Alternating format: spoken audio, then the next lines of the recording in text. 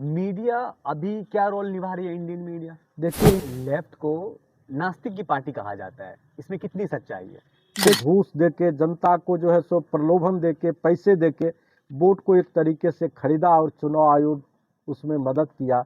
बिहार में क्या एक आप मुख्य कारण है कि उसके चुनाव जीतने का कारण। लेफ्ट क्यों कमजोर होती जा रही है? फिर हर जात को, हर धर्म को, हर मजहब को हर क्षेत्र में लड़ा के देश का सत्यानाश कर रही है बीजेपी, आरएसएस। यहाँ धर्म हिंदू मुसलमान के नाम पे राजनीति होती है। इंडिया अलायंस के सहारे कांग्रेस से भी समझौता करके, ओके, जबकि बहुत अंतर आर्थिक नीति में बीजेपी और कांग्रेस के अर्थ नीति में बहुत अंतर नहीं है। अभी नेपाल के अंदर जो है सो जनजीय आंदोलन हुआ, ये आपको पता है। आज बांग्लादेश के अंदर शेख हसीना को भागना पड़ा। तो हम उम्मीद लगा सकते हैं कि देश में कभी लेफ्ट सरकार बना पाएगी? आज एक तरफ अमीर अमीर होता जा रहा है, दूसरी तरफ गरीब गरीब होता जा रहा है। हिंदुस्तान में आज जो डॉलर के मुकाबले जो है सो रुपया रोज गिरता चला जा रहा है। बेरोजगारी बढ़ती जा रही है और विज्ञान के विकास के सहारे पूंजीपति तमाम संसाधनों पर कब्जा कर रहा है। आज करोड़ों युवा बेरोजगार हैं, उसको रोजी रोटी नहीं मिल रही है। जो गॉडसे को भगवान मानने वाले लोग हैं, जो आरएसएस के लोग हैं, जो बीजेपी के लोग हैं,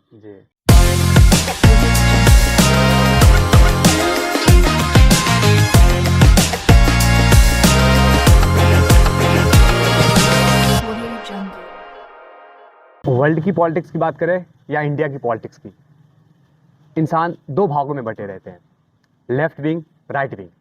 अगर लेफ्ट विंग की बात की जाए तो कुछ लोग उन्हें गरीब और मजदूरों की पार्टी कहते हैं, तो कुछ लोग उन्हें डेवलपमेंट का दुश्मन कहते हैं। सच क्या है? आज आइडियोलॉजी से आगे जाकर ग्राउंड रियलिटी पर बात करेंगे। सीपीआईएम या लेफ्ट क्या चाहती है? क्या सच में उसे इम्प्लीमेंट कर पाएगी? आज के युवाओं को लेफ्ट से क्या उम्मीद होनी चाहिए? इन सब मुद्दों पर बात करने के लिए हमारे साथ मौजूद है सीपीआईएम के लीडर रणधीर कुमार यादव। स्वागत है आपका। आपके चैनल का स्वागत है, आपका स्वागत है, और आपके चैनल के माध्यम से तमाम दर्शकों का भी सीपीएम की ओर से बड़ा स्वागत है। नववर्ष की हार्दिक शुभकामना है। बात करें लेफ्ट पॉलिटिक्स की तो आमतौर पर गरीब और मजदूर की पार्टी बोली जाती है। सीपीआईएम असल में किस चीज के लिए लड़ती है? कोर मिशन लेफ्ट का क्या है? देखिए, दरअसल सीपीएम और लेफ्ट जो पार्टियां हैं, ये पार्टी मानव की बेहतरी जिंदगी की लड़ाई लड़ती है। मानव कैसे ज़्यादा से ज़्यादा भौतिकवादी युग में सुख को प्राप्त कर सके, इनकी लड़ाई के लिए कम्युनिस्ट पार्टी लड़ाई लड़ती है। हाँ, ये एक बात दिगर है कि आपने जो बात कही कि कुछ लोग इसको मजदूर और मेहनतकश से बांध के देखते हैं, तो बात सही है कि कम्युनिस्ट पार्टी देश नहीं, दुनिया के मेहनतकश वर्ग, गरीब वर्ग, मजदूर वर्ग, सर्वहारा वर्ग, किसान, मजदूर, हितैषी बात बराबर करती है। चूँकि देश और दुनिया के अंदर जो अमीरी गरीबी की खाई है, उसमें अमीर गरीब का शोषण करता है जी। और कम्युनिस्ट पार्टी मानव के द्वारा मानव का शोषण नहीं हो, इसकी लड़ाई लड़ता है जी। तो स्वाभाविक है कि जो शोषित वर्ग है वो हमें दुश्मन समझेगी जी। और जो शोषक वर्ग है वो अपनी पार्टी समझेगी, कम्युनिस्ट पार्टी को जी। मामला यही है। हम इंसान की बेहतरी जिंदगी की लड़ाई पूरी दुनिया के अंदर लेफ्ट पार्टियां लड़ती है।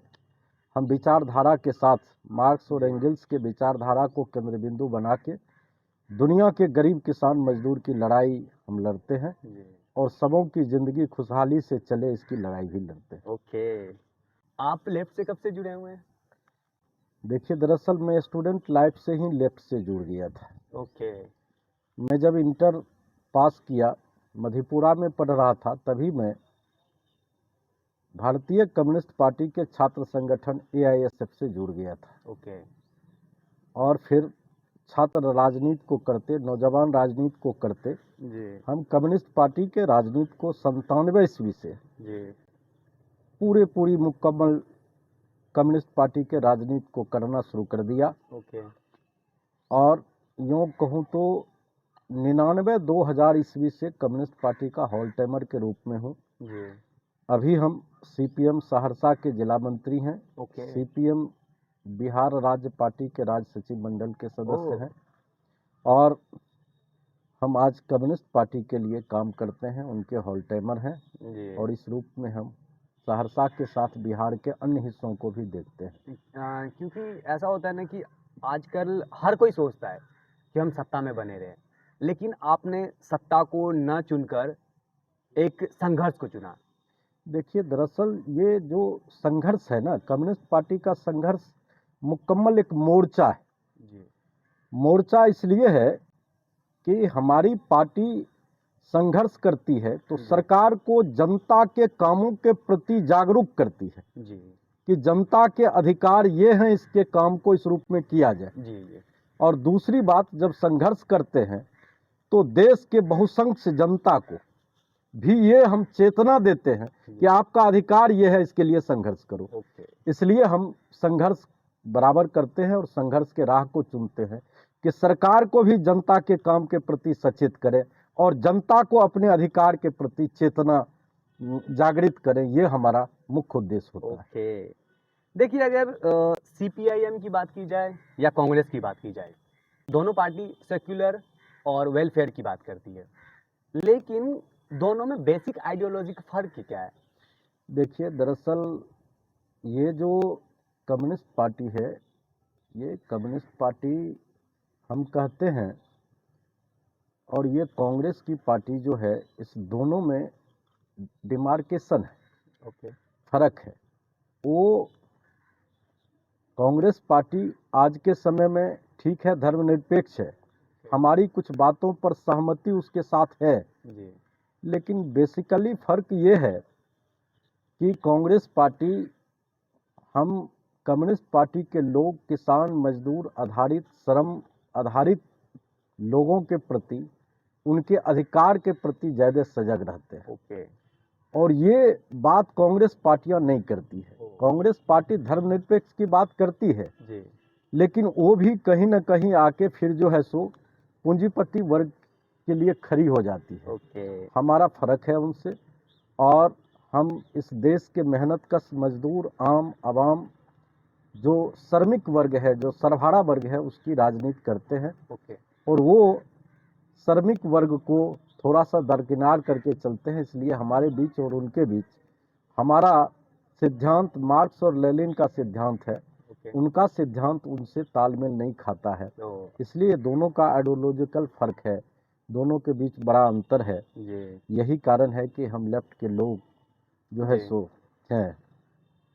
अगर दुनिया में सबसे ज्यादा दिनों तक राज करने वाली पार्टी के नाम में एक नाम सीपीआईएम का भी आता है, लेकिन 2011 के बाद पश्चिम बंगाल में ऐसा क्या होता है कि अभी तक उभर नहीं पाई है? क्योंकि लगभग 34 साल तक पश्चिम बंगाल में राज किया है, आज तक कोई पार्टी नहीं इतना साल तक राज कर पाई है।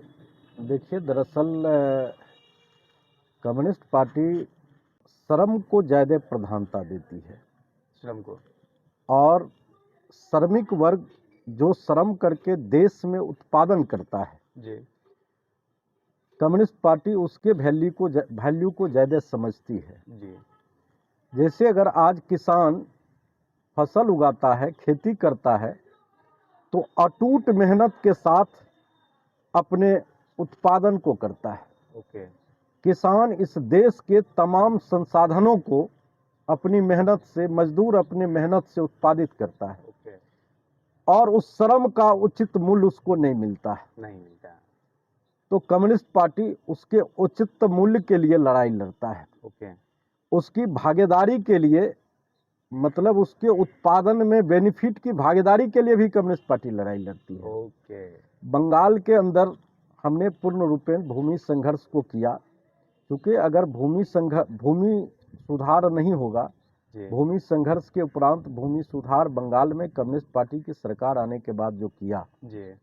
तो एक बड़ी क्रांति देश दुनिया के अंदर हुआ। जी। कम्युनिस्ट पार्टी 34 वर्ष तक जो राजपाट वहाँ की, जी। वहाँ गरीब किसान मजदूरों की हितैषी काम को किया, जी। भूमि सुधार को किया, वहाँ गरीबों को ज़्यादा से ज़्यादा फैसिलिटी देने का काम, जी। गरीबों को आवास देने का काम, जी हर तरीके के काम को वहाँ कम्युनिस्ट पार्टी के लोगों ने किया। जी दरअसल इतने अच्छे काम के बाद भी जी ये हमारी सरकार वहाँ 34 वर्षों के बाद हटी, ये जो सवाल आप कर रहे हैं जी उसके पीछे रीज़न ये है कि हिंदुस्तान के अंदर जी अभी दो धाराएं हैं, एक लेफ्ट की धारा और एक जो है सो राइट की धारा है।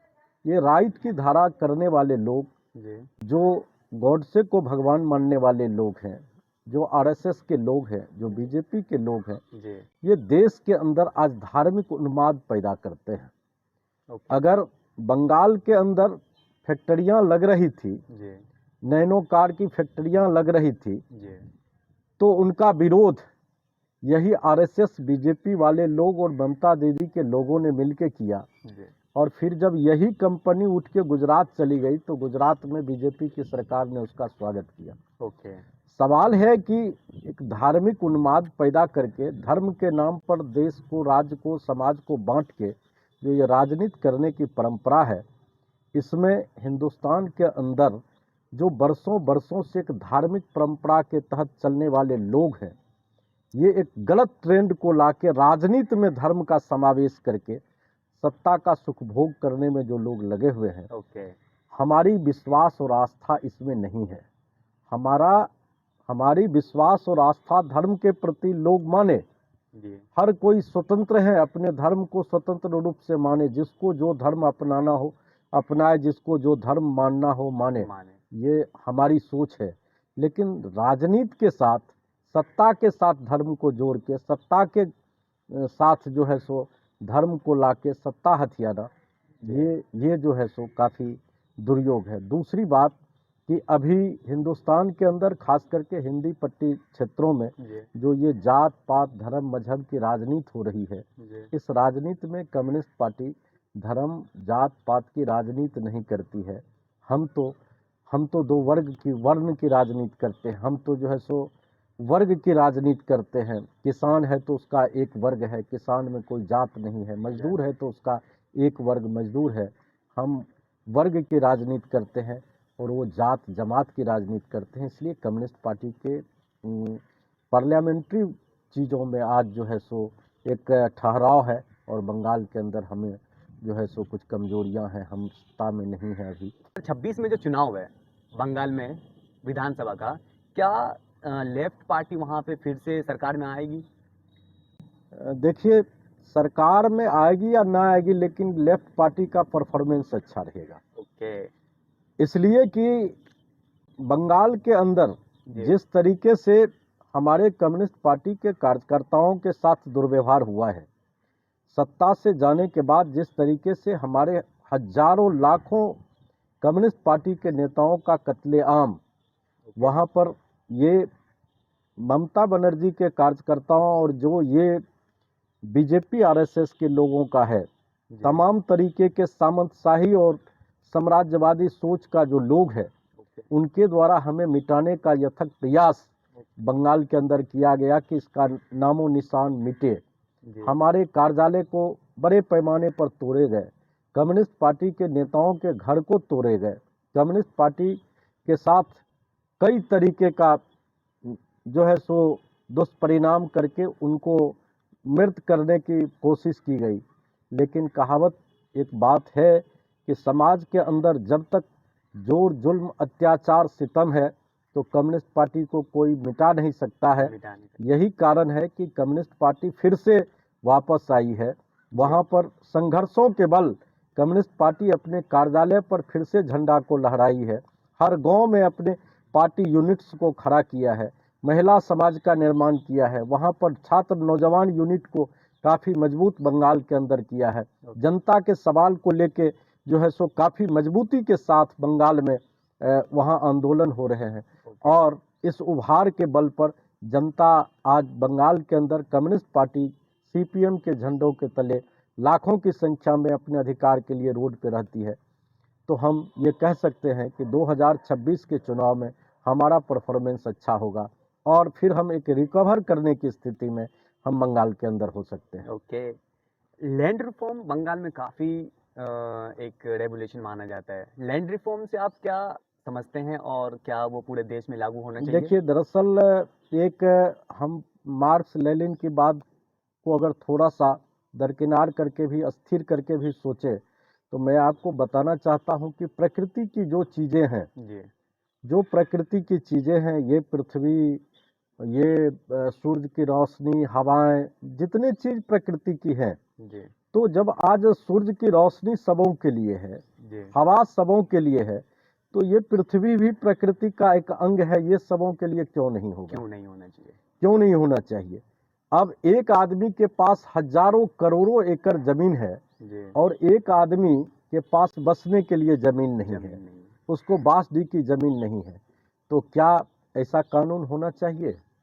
इसलिए कम्युनिस्ट पार्टी लैंड रिफॉर्म करके, वहां जी पर भूमि सुधार करके गरीबों के बीच बड़े पैमाने पर जमीन को अधिग्रहित कर गरीबों के बीच जमीन का वितरण किया, वितरण किया। वहां लोगों को बसने की जमीन दी, वहां लोगों को जोत आबाद कर खेती करने के लिए जमीन उपलब्ध जमीन करवाया। उपलब्ध करवाया। और मैं आपको कह रहा हूं कि जिस देश में जहां कहीं भी अगर कोई समाजवाद की परिकल्पना होगी, समानता की परिकल्पना होगी, हर नागरिक के सम्मान अधिकार की बात होगी, तो वहां भूमि सुधार करना किसी भी सरकार के लिए जो है सो अनिवार्य होगा। बगैर भूमि सुधार किए हम समानता की बात, एकता की बात, समानता की बात नहीं कर सकते हैं। इसलिए बंगाल में जो लैंड रिफॉर्म हुआ, वो एक नजीर है देश के लिए, ओके पूरे हिंदुस्तान के लिए नजीर है। आज केरला के अंदर भी सीपीएम की सरकार है, वहां भी लैंड रिफॉर्म हुआ, कि त्रिपुरा के अंदर भी हुआ।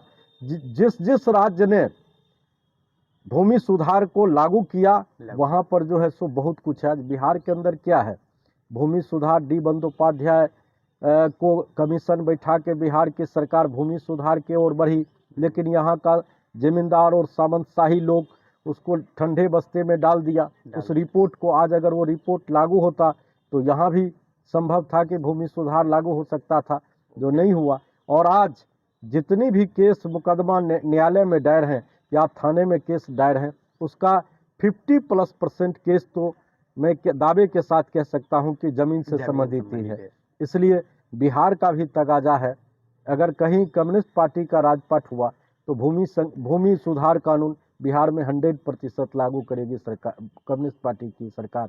ये मैं आपसे कहना चाहता हूं। क्या हम उम्मीद लगा सकते हैं कि देश में कभी लेफ्ट सरकार बना पाएगी?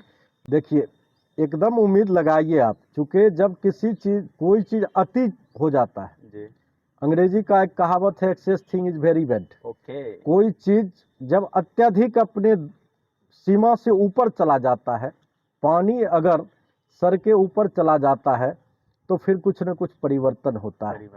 आपको पता है कि आज हिंदुस्तान के अंदर जितनी बड़ी बेरोजगारी है, बेरोजगारों की फौज हिंदुस्तान के अंदर खड़ा है। आज करोड़ों युवा बेरोजगार हैं, उसको रोजी रोटी नहीं मिल रही है। विज्ञान के विकास के युग में विकास के सारे संसाधनों को अपने हाथ में पूंजीपति ले रहा है और विज्ञान के विकास के सहारे दुनिया के तमाम कामों को करके उनके सारे बेनिफिट को अपने हवाले कर रहा है। जैसे मोबाइल की कंपनियां आज देखे कि फ्री में सिम बांटा, फिर जो है सो 49 रुपया महीना किया, फिर 99 किया, फिर जो है सो 149 किया, फिर आज 350-400 रुपये, और उसका महीना जो है सो आज 28 दिन का हो रहा है। तो ये जो असमानता है, ये जो आज एक तरफ अमीर अमीर होता जा रहा है, दूसरी तरफ गरीब गरीब होता जा रहा है। हिंदुस्तान में आज जो डॉलर के मुकाबले जो है सो रुपया रोज गिरता चला जा रहा है, बेरोजगारी बढ़ती जा रही है और विज्ञान के विकास के सहारे पूंजीपति तमाम संसाधनों पर कब्जा कर रहा है। तो मैं आपको एक उदाहरण दे रहा हूं कि श्रीलंका के अंदर भी यही घटनाएं घटी थी। यहाँ भी, वहाँ भी धर्म के नाम, यहाँ धर्म हिंदू मुसलमान के नाम पे राजनीति होती है और वहाँ बौद्ध धर्म के नाम पर राजनीति होती है। इससे पहले जिनके हाथ में सत्ता थी, वो बौद्धिस्ट करके जो है सो श्रीलंका के अंदर 15 वर्ष तक, 3 टर्म तक प्रधानमंत्री रहे। एक भाई प्रधानमंत्री, एक भाई राष्ट्रपति और तीसरा भाई जो है सो वहाँ वित्त मंत्री बना। लेकिन क्या हश्र हुआ, धर्म जो है सो व्यक्तिगत स्वतंत्रता की चीज है और रोटी, कपड़ा, मकान, शिक्षा, स्वास्थ्य सबकी अनिवार्यता है, रोजगार सबकी अनिवार्यता है। तो उस अनिवार्यता को बेदखल करके, उसको नज़रअंदाज करके कोई सरकार सिर्फ धर्म के नाम पे राजनीति करेगी, तो मैं आपको दावे के साथ कहता हूं कि वहीं से एक बड़ा भूकंप जनता के बीच होगा। जिस तरीके से बेरोजगारी बढ़ रही है, भूखमरी देश के अंदर बढ़ रही है, तो वो जो भूखमरे जनता है और बेरोजगार जनता है, वो जनता कहीं ना कहीं सोचेगी और उसके लिए दुनिया का कोई विकल्प नजर नहीं आएगा एक कम्युनिस्ट के सिवा, क्योंकि उनकी बात कम्युनिस्ट करता है। जिस तरीके से श्रीलंका में क्रांति हुई, वहाँ पर जो है सो भागे, खाली पैर भागना पड़ा वहाँ के सत्ताधीशों को, राष्ट्रपति को, प्रधानमंत्री को, और चुनाव हुआ तो आपको पता है कम्युनिस्ट पार्टी का राजपाट हो गया। अभी नेपाल के अंदर जो है सो जनजीय आंदोलन हुआ, ये आपको पता है। आज बांग्लादेश के अंदर शेख हसीना को भागना पड़ा। कहीं से धर्म के नाम पे राजनीति करने वाले लोग और पूंजीपति के हित में राजनीति करने वाले लोग का कोई स्थान नहीं है, हिंदुस्तान में भी नहीं रहेगा।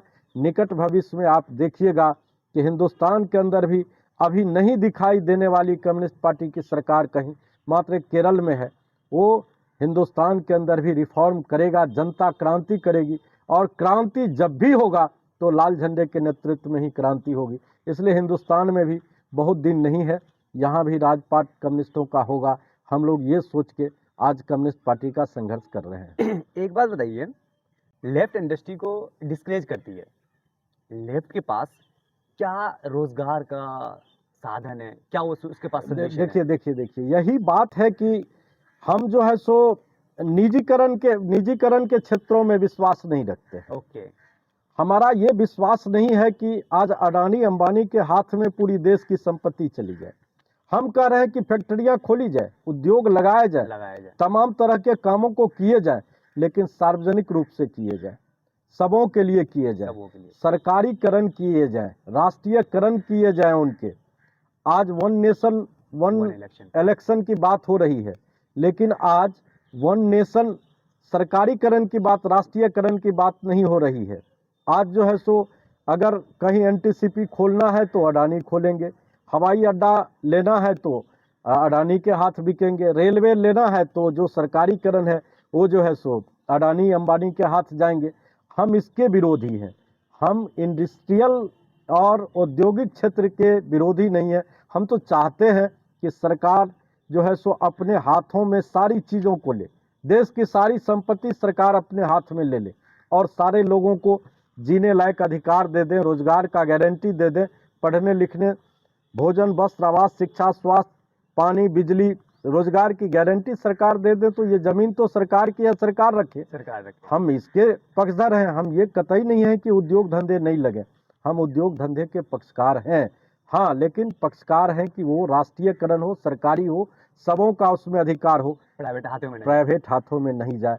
हम इसके विरोधी हैं। एक चीज सेंट्रल में देखने को मिलता है, सेंट्रल के पॉलिटिक्स में देखें तो सीपीआईएम या लेफ्ट इंडिया अलायंस का हिस्सा है, लेकिन जब केरला में चुनाव होता है तो वहाँ पे कांग्रेस के जो है अगेंस्ट में हो जाता है। देखिए, दरअसल तो उसकी मजबूरी है अलायंस करना या कोई रणनीति है? नहीं, देखिए दरअसल ये है, हमारी मजबूरी अभी सबसे बड़ी बात है कि देश के अंदर जो ये सांप्रदायिक शक्तियाँ हैं जो इस देश को गर्द में दे रही है, सामाजिक भाईचारे को तार तार कर रही है, ये नफरत फैला रही है। आरएसएस और बीजेपी के लोग ये पूरे देश को अपने मुट्ठी में करना चाहती है। हम देश को बचाने के लिए, हमारी वो शक्ति नहीं है कि खुद को लड़के आज देश को उनसे बचा लें। मैं स्पष्ट कहना चाहता हूं, इसलिए हम लोग इंडिया अलायंस के सहारे कांग्रेस से भी समझौता करके, जबकि बहुत अंतर आर्थिक नीति में बीजेपी और कांग्रेस के अर्थ नीति में बहुत अंतर नहीं है, बावजूद ये कि वो धर्म के नाम पर समाज को तोड़ रही है, देश को तोड़ रही है, हिंदू मुसलमान को लड़ा रहे हैं, और फिर हर जात को, हर धर्म को, हर मजहब को हर क्षेत्र में लड़ा के देश का सत्यानाश कर रही है बीजेपी, आरएसएस। इसलिए बीजेपी को रोकने के लिए राष्ट्र लेवल पे हमारा समझौता जो है सो कांग्रेस से है। कहीं ना कहीं और हम केरला के अंदर, चूंकि वहाँ बीजेपी दूर दूर तक नहीं है, बीजेपी वहाँ मजबूत स्थिति में नहीं है, उनके एमपी एमएलए, एक एमपी अब की बार हो गया, लेकिन वहाँ पर उसका एक एमएलए भी नहीं था। तो बीजेपी वहाँ नहीं के बराबर है। तो वहाँ पर हम, चूंकि हमारी अर्थनीति और हमारे सिद्धांत में कांग्रेस के सिद्धांत से फर्क है, वहाँ या तो हम हैं या कांग्रेस है, इसलिए हम वहाँ कांग्रेस से भी लड़ते हैं और अपने सिद्धांत के अनुरूप जनता को वहाँ सुरक्षा देने का काम करते हैं। ओके, बीजेपी का सक्सेस का रीजन क्या है? लेफ्ट कमजोर हो रही है क्या, ये भी एक रीजन है?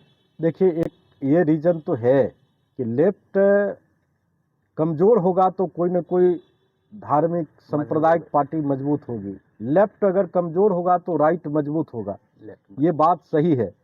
अब राइट इसलिए मजबूत हो रहा है कि देश के अंदर अभी कई तरीके का काम वो कर रहे हैं। देश की सारी सरकारी संपत्ति को बेच के आज बड़े बड़े पूंजीपति उद्योग घराने के खजाने को भर रही है और उनसे चोरी छिपे पैसे लेके इलेक्ट्रल बॉन्ड के सहारे डायरेक्ट इनडायरेक्ट देश के अर्थ को पूंजीपति के हाथ से भी चंदा इकट्ठा करके वो देश में पैसे के बल पर आज ईवीएम के सहारे, फिर कई सरकारी तंत्र के सहारे देश की सत्ता को पूरे देश में हथियाना चाहती है और धर्म के नाम पर समाज को बांट के आज समाज के अंदर जहर फैला रही है।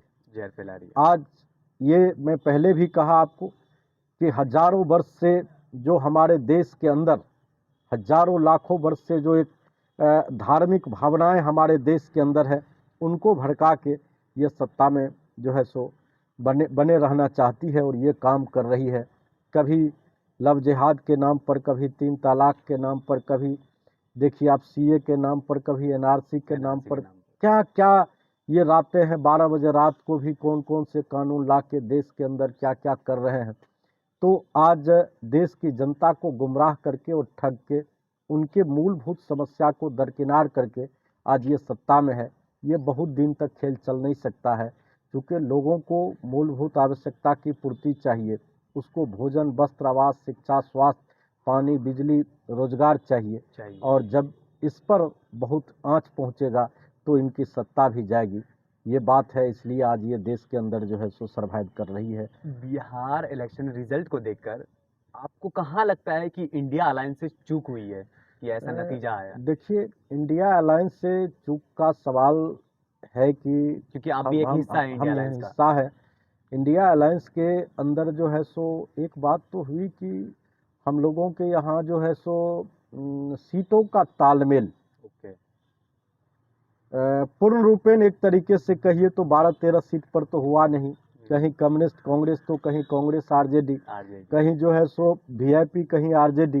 तो फ्रेंडली फाइट 12-13 सीटों पर हुआ और चुनाव के एन वक्त पर लास्ट मूवमेंट में जो है सो सीट का कुछ फाइनल हो पाया। तो एक कमजोरी हमारी ये रही। एक कमजोरी जिसको स्वीकारने में हरज नहीं है। और उनके जीत का कारण ये रहा कि वो तो खुलेआम भारत के निर्वाचन आयोग के सहारे खुलेआम जो है सो जनता को घूस दे के चुनाव को जीता। ये बात तय है कि आज 20 वर्ष के शासनकाल में बिजली मुफ्त नहीं किया उन्होंने। बिल्कुल 20 वर्ष के शासनकाल में पेंशन बढ़ाने, जबकि हम लोग बराबर कम्युनिस्ट पार्टी के लोग लड़ाई लड़े कि अगर कोई स्टेट 3,000 रुपया दे रहा है, कोई स्टेट 2,000 रुपया वृद्धा पेंशन बूढ़े लोगों को दे रहे हैं, तो आप क्यों नहीं दोगे? हमने 20 वर्ष से संघर्ष किया तो उसके लिए वो कभी नहीं बढ़ाया, लेकिन चुनाव के एन वक्त पर 400 से 1100 रुपये कर दिया। तो ये एक प्रलोभन जनता को दिया। चूंकि जनता जहां पर आज भी भूखमरी है, बेरोजगारी का आलम है, गरीबी है, वहां पर थोड़ा सा भी पैसा उनके लिए बड़ा हो जाता है। और 10-10 हजार रुपया आपको पता है कि वोटर लाइन में लगी हुई है और तब भी पैसे जा रहे हैं।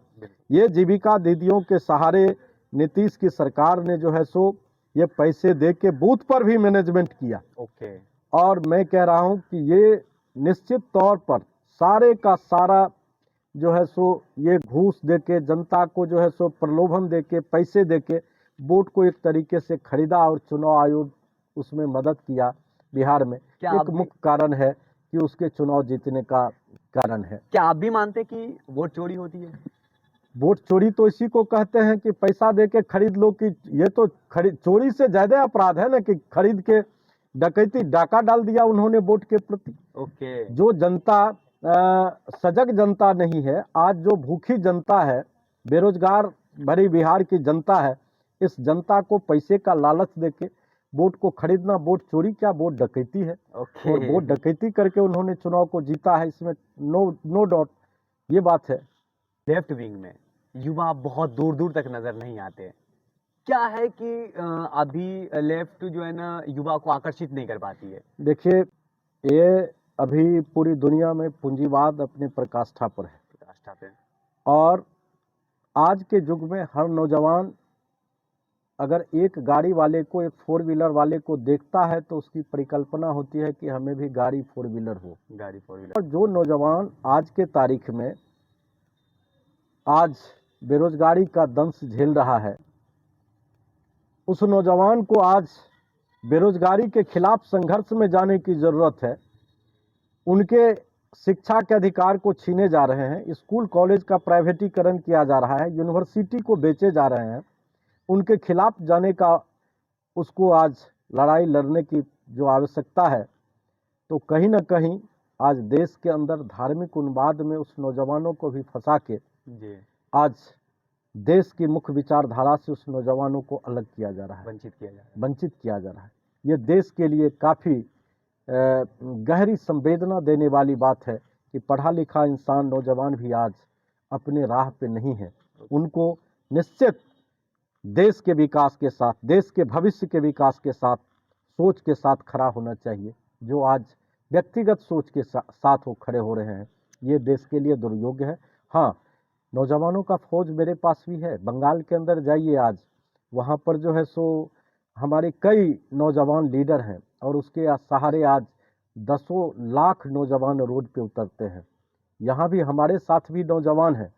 एक बात है कि आज जो नौजवानों का एक फौज हमारे साथ होना चाहिए, जिसके बल हम कुछ करवटें ले सकते हैं, वो हमारे पास उतनी शक्ति नौजवानों का नहीं है।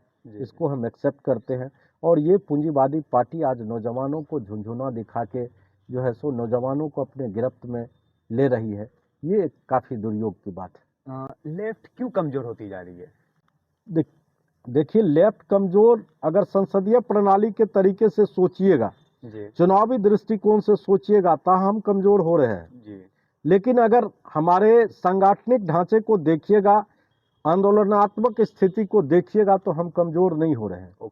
हम बड़ी बड़ी लड़ाई लड़ रहे हैं। और लेफ्ट यही नहीं, मैं तो आपको कहता हूं कि हिंदुस्तान नहीं, अमेरिका के अंदर न्यूयॉर्क में भी आज जो है सो लाखों लाख लोग कम्युनिस्ट पार्टी के लाल झंडे के सहारे लड़ाई लड़ रहे हैं। देश के अंदर जागृतियां हो रही है। संसदीय प्रणाली में हम ज़्यादा ओवरशिप नहीं कर पा रहे हैं, क्योंकि आज संसदीय प्रणाली में जाने के लिए अथाह पूंजी की आवश्यकता है। एक विधानसभा को लड़ने के लिए आज करोड़ों करोड़ रुपया खर्च करके, जनता को प्रलोभन देके आज जो है सो ये शबाब शराब के सहारे लोग चुनाव को जीत रहे हैं। कम्युनिस्ट पार्टी के लोग ये कर नहीं सकते हैं। वो तो जनता के भरोसे, जनता का एक वोट, एक रुपया, एक वोट लेके आज भी चुनाव जीतने के लिए जाती है। इसलिए कम्युनिस्ट पार्टी आज के समय में जो प्रतियोगिता अर्थ युग में, पूंजीवादी व्यवस्था में जो पैसे का मार्केटिंग हो गया है, इस पैसे के मार्केटिंग में कम्युनिस्ट पार्टी कमजोर पड़ती है। इसलिए हम संसदीय प्रणाली में भले कमजोर हैं, लेकिन कल जुलूस प्रदर्शन, जनता के सवाल पर संघर्ष को देखेंगे तो जो पिछले दिनों हम करते थे, जब हम मजबूत स्थिति में थे, तो उससे भी बेटर स्थिति में आज हम आंदोलन को कर रहे हैं। और हमें विश्वास है कि हमारा यह आंदोलन रंग लाएगा। ये बहुत दिन चलने वाला नहीं है। जिस तरीके से आज देश की व्यवस्था को चलाया जा रहा है, ये बहुत दिनों तक चलने वाली है। लेफ्ट को नास्तिक की पार्टी कहा जाता है, इसमें कितनी सच्चाई है? देखिए, एक बात जरूर है कि लोग को स्वतंत्रता है अपनी अपनी मानने का, किसी धर्म को मानने का अपना जो है सो अधिकार है। हमारा संविधान अधिकार देता है कि कोई भी आदमी किसी धर्म को माने, उसकी स्वतंत्रता है। कोई आदमी ना माने, उसकी स्वतंत्रता है। तो जब हमारा संविधान इस तरीके का इजाज़त देता है, तो हम देखते हैं कि बहुत सारे लोग जो कम्युनिस्ट पार्टी के अंदर नहीं है, वो भी नहीं मानते हैं। तो क्या वो कम्युनिस्ट हैं? क्या स्वतंत्रता के तहत अभिव्यक्ति विचार के तहत जो जिस धर्म को मानते हैं उनको मानते हैं। हम कम्युनिस्ट पार्टी का, जैसे हम लोगों की ही बात लीजिए, हम लोग तो समझते हैं कि मानव का सेवा, इंसान का सेवा, गरीब दुखियों का सेवा ही सबसे बड़ा धर्म है, वही सबसे बड़ा भगवान है। जो निरीह प्राणी है उसकी सेवा करो, उससे बड़ा कोई भगवान नहीं है। तो हम भी तो एक भगवान की पूजा कर रहे हैं। हम मानते हैं कि वो निरीह जनता जिसके पास कुछ नहीं है सिवा उसको रेंगते जिंदगी जीने का, उसके पास ना आशियाना है, ना घर है, ना दवा के लिए पैसे हैं, उसके बच्चे बिलख रहे हैं, तो उनकी सेवा करना अगर कहीं से कोई पाप है तो मैं नहीं समझता हूँ कि कोई पाप है। वो तो असली धर्म है, वही वही भगवान का एक असली रूप है। और भगवान भी तो यही कहा कि दीन दुखियों का उपकार करो, इसी में तुम्हारा धर्म है। तो असली धर्म तो हम कर रहे हैं, कम्युनिस्ट पार्टी के लोग कर रहे हैं कि गरीब दुखिया का हम सेवा कर रहे हैं। सत्ता से सवाल करना क्या एंटी नेशनल है? बिल्कुल नहीं। सत्ता से सवाल ही किया जा सकता है। किससे सवाल करेगा लोग? जो सत्ता में रहेगा उसी से सवाल करेगा। आप घर के गार्जियन हैं तो सवाल आपसे किया जाएगा। देश को चलाने वाले लोग जिसके हाथ में सारे चीज है, आज वही जो है सो, अभी यहाँ का न बात ले लीजिए, नवहट्टे के अंदर अभी जो है सो करोड़ों करोड़ रुपया हर वार्ड के समय में अरबों रुपया जो है सो कोसी में खर्चा किया जाता है बाढ़ के नाम पर, लेकिन आज बाढ़ का कोई अस्थायी समाधान नहीं हुआ। हम लोग कह रहे थे कि बाढ़ का जो है स्थायी समाधान कीजिए, बराह क्षेत्र में हाई डैम का निर्माण कीजिए, ताकि इस पानी को समेट के राजस्थान के मरुभूमि तक भी पानी को पहुंचाया जा सके। हमारी तो ये मांग थी कि यहाँ पनबिजली का उत्पादन इतना होगा कि हम बिहार नहीं दूसरे प्रांत को भी पनबिजली दे सकते हैं। तो उन चीजों पर सरकार काम नहीं कर रही है। सरकार को ये जो सरकार है ना, ये अभी तक जितनी पूंजीवादी व्यवस्थाएं की सरकार है, ये बुर्जुआ पार्टी की सरकार है, ये सरकार कंप्लीट रूप से अपने लोगों को लाभ पहुंचाने के लिए ये जो है सो कोसी को भी, विकास को भी अपना लूट का जरिया जो है सो बना लिया है और यही काम कर रहा है। हर साल करोड़ों रुपया खर्च कर रहा है, बराह क्षेत्र में हाई डैम का निर्माण नहीं होगा। अभी देखिए यहाँ पर जो है सो ये सीपेज का इलाका जहां हम लोग बैठे हुए हैं, ये सीपेज का इलाका है। बांध के 3 किलोमीटर बाहर जाइए, कहीं कोई चीज नहीं है। हाँ, एक चीज है कि सरकार अगर मछली और ये मखाना को उद्योग का दर्जा दे दे, उसका वाजिब दाम दे। फसल का हम लोग बार बार संघर्ष करते हैं कि किसान के फसल का वाजिब दाम, कम से कम एमएसपी की गारंटी तुम करो, ये बराबर मांग करते हैं। राष्ट्र का किसान मांग कर रहा है, लेकिन उसके दिशा में कोई काम नहीं कर रहे हैं ये।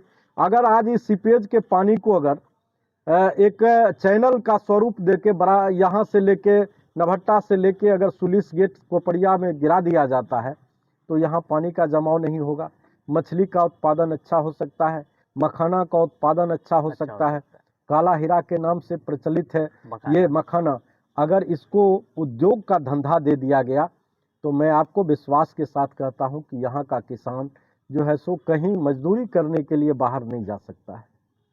अगर यहाँ के खेती को बढ़ावा दे दे सरकार, बिहार में खेती का इतना बड़ा स्कोप है, दूध उत्पादन का इतना बड़ा स्कोप है, हर क्षेत्र में अगर यहाँ जो है सो मक्का आधारित उद्योग की स्थापना हो जाए तो मैं नहीं समझता हूँ कि कोसी के इलाके के लोग कोई बाहर जाके मजदूरी करने जाएगा, दर दर की ठोकर खाने जाएगा।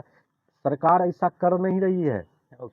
सरकार ऐसा अगर करेगी तो जनता अपने पैर पर खड़े हो जाएगी, तब उनके वो 10,000 रुपया से काम चलेगा नहीं। 10,000 दे के जनता को ठग नहीं पाएगी, इसलिए वो जनता को ठगने के लिए ये सब कामों पर ध्यान नहीं दे रही है। इनको देना चाहिए और हम लोगों की सरकार जब बनती है तो बेसिकली इसी सब चीज़ों पर काम हमारा होगा। मीडिया अभी क्या रोल निभा रही है, इंडियन मीडिया? देखिए, इंडियन मीडिया तो ये जो कुछ लोग कह रहे हैं गोदी मीडिया हो गया, गोदी मीडिया, लेकिन सच्चाई ये है कि मीडिया लोकतंत्र का चौथा स्तंभ है, जो जनता की समस्या को उजागर करता है और सरकार के गलत कारनामों को आईना की तरह दिखाता है। लेकिन अभी उल्टा हो रहा है। सत्ता की ओर से जो कहा जा रहा है भला या बुरा, उसको परोसा जा रहा है और जनता कितने दुख दर्द में है उनको छिपाया जा रहा है। जनता के हर समस्या को छिपा रहा है, उस पर पर्दा डाल रहा है और सरकार की छोटी छोटी बात को तिल का तार बना के जनता को दिग्भ्रमित किया जा रहा है। तो कहीं से ये मीडिया का काम नहीं है, लोकतंत्र के चौथे स्तंभ का ये काम नहीं है, इसको ये काम नहीं करना चाहिए। इस सेगमेंट का लास्ट क्वेश्चन, क्या स्ट्रॉन्ग मेजोरिटी वीक डेमोक्रेसी का साइन है? देखिए, दरअसल लोकतंत्र के अंदर, हिंदुस्तान के अंदर जितनी भी पार्टियां हैं, जी उसमें आज जो सत्ता अगर एक के हाथों में सभी सीटें चली जाए चली जाए, तो सत्ता तानाशाह हो जाती है। बिल्कुल लोकतंत्र के अंदर मजबूत विपक्ष का होना भी बहुत जरूरी है। जरूरी है। और ये जो पार्टियां हैं, ये पार्टियां जो आज सत्ता में बैठी हुई है, मजबूत सीटें लेके बैठी हुई है। मैं आपको कहना चाह रहा हूं कि अगर इस पार्लियामेंट के चुनाव में जो 400 पार के नारे दे रही थी ये पार्टियां, अगर 400 पार सीटें मिल जाती उनको, तो निश्चित तौर पर जो हिंदुस्तान का आज संवैधानिक संस्थाएं हैं, संवैधानिक चीज़ें हैं, संवैधानिक कानूनें हैं, तमाम तरीके के चीज़ों को ये बीजेपी बदल के रख देती। बिल्कुल आज जनता का शुक्र है कि बीजेपी को पूर्ण मेजॉरिटी नहीं दिया, उनके गठबंधन को मेजॉरिटी दिया। ओके और आज वो बैसाखी के सहारे है। ओके इसलिए मैं आपको ये कहना चाह रहा हूँ कि पूर्ण सत्ता और पूर्ण मेजॉरिटी मिले देश के अंदर किसी पार्टियां को इसमें कोई एतराज नहीं है, मिलना चाहिए। ओके लेकिन ऐसी पार्टियों को नहीं मिलना चाहिए जो पार्टी देश के संविधान को तार तार कर दे, संविधान को खत्म कर दे, संवैधानिक संस्थाओं को खत्म कर दे। आज क्या है, देश के अंदर हर तरीके के चीज़ों को अपने हाथ में बीजेपी आरएसएस के लोग लेना चाहते हैं सत्ता के बल। तो ये एक खतरनाक चीज़ है, इस पर रोक लगनी चाहिए, ये हमारा डिमांड है। ओके तो अब चलते हैं रैपिड फायर की तरफ, जिसमें मैं कुछ एक पर्सनालिटी का नाम बताऊंगा, उसमें आपको कम शब्दों में जवाब देना है। 3, 2, 1. तो पहला पर्सनालिटी है लेनिन। देखिए, वो तो सर्वहारा के संस्थापक हैं, सर्वहारा के राजपाट को कायम करने वाले, मेहनतकश और मजदूर के राजपाट को कायम करने वाले नेता हैं, पूरी दुनिया में प्रेरणा के स्रोत। सेकेंड क्वेश्चन है कार्ल मार्क्स। कार्ल मार्क्स तो सिद्धांतकार हैं, पूरी दुनिया के अंदर सिद्धांत दिया गरीबों के लिए, मेहनतकशों के लिए। गांधी जी। गांधी जी भी हिंदुस्तान में आज़ादी के लिए एक व्यवस्था को लागू किए, देश को आज़ाद करवाने में अहम भूमिका निभाए। रिजर्वेशन क्या है, जस्टिस या पॉलिटिक्स? देखिए, रिजर्वेशन एक जस्टिस भी है, ओके। क्योंकि उनसे जो है सो लोगों को अधिकार भी मिलता है। इंडियन मीडिया के बारे में तो बताया कि वो लोकतंत्र के चौथे स्तंभ है, उस रूप में काम नहीं कर रहे हैं, अभी गोदी मीडिया के रूप में काम कर रहे हैं। प्रोटेस्ट कल्चर ये होना चाहिए, चूंकि वो प्रोटेस्ट नहीं होगा तो लोग अपने अधिकार का संरक्षण नहीं कर पाएंगे। बिहार के संदर्भ में लालू यादव सामाजिक न्याय के पुरोधा हैं, कुछ गलतियां रही होंगी, लेकिन सामाजिक न्याय को स्थापित करने में बड़े शख्सियत हैं वो। अभी बिहार के चुनाव में काफी एक चेहरा चर्चित में था, डिप्टी सीएम के कैंडिडेट मुकेश सहनी। देखिए, मुकेश सहनी जी खुद इतने प्रेशराइज करके जो है सो डिप्टी सीएम के लिए अपने नामों का घोषणा उन्हें नहीं करवाना चाहिए था। जनता इसको जो है रिफ्यूज कर दिया। तो अब नेक्स्ट सेगमेंट की तरफ चलते हैं, जिसमें आपको मैं दो नाम बताऊंगा, एक को चूज करना है। 3, 2, 1. इस सेगमेंट का पहला क्वेश्चन है, भारत के सबसे बेहतर नेता कौन, राहुल गांधी या नरेंद्र मोदी? देखिए, नेता तो बेहतर बहुत है। राहुल गांधी धर्मनिरपेक्षता को मानने वाले लोग हैं, युवा जोश के लोग हैं। निश्चित तौर पर जो मोदी जी हैं, आज वो आरएसएस के आइडियोलॉजी पर चलने वाले लोग हैं, एक समाज के अंदर धार्मिक उन्माद पैदा करने वाले लोग हैं, तो उससे बेहतर, इनसे बेहतर तो जरूर राहुल गांधी हैं। ओके। दूसरा क्वेश्चन है, बिहार के बेहतर युवा नेता कौन, कन्हैया कुमार या तेजस्वी यादव? देखिए, कन्हैया कुमार और तेजस्वी यादव बेहतर के लड़ाई में हैं। कन्हैया कुमार जिस सोच से आए हैं, अगर उस सोच के साथ रहें तो कन्हैया कुमार बेहतर हैं। तीसरा क्वेश्चन है, गांधी या गॉडसे? गॉडसे तो गांधी का हत्यारा है, देश का दुश्मन है वो। गॉडसे कैसे अच्छा हो सकता है? गांधी जरूर बेटर है। गांधी तो देश के लिए सब कुछ किया है। बेहतर आइडियोलॉजी किसकी, गांधी जी की या लेनिन की? स्वाभाविक है, लेनिन की आइडियोलॉजी दुनिया की आइडियोलॉजी है, उससे बेहतर कोई आइडियोलॉजी है ही नहीं। तो आज की वीडियो को यहीं पे एंड करते हैं। आपका बहुत बहुत धन्यवाद जो आपने टाइम दिया। आपको भी बहुत बहुत धन्यवाद।